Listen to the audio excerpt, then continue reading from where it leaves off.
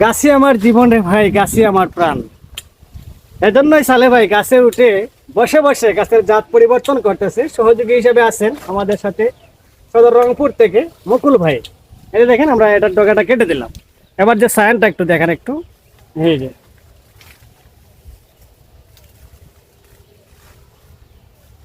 দোকান ভাই দোকান,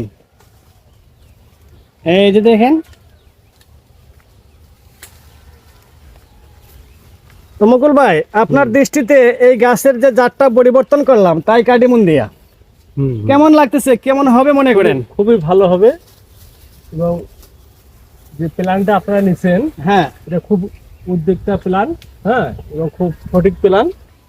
এই প্ল্যানে যদি আমরা বাংলাদেশের সবাই করতে চাই, হ্যাঁ হ্যাঁ, কারো বাড়ির যদি আঙ্গিনায় যদি বা কারো বাগানে যদি জাত খারাপ থাকে, হ্যাঁ, এইভাবে জাতটা পরিবর্তন করা সম্ভব। সম্ভব।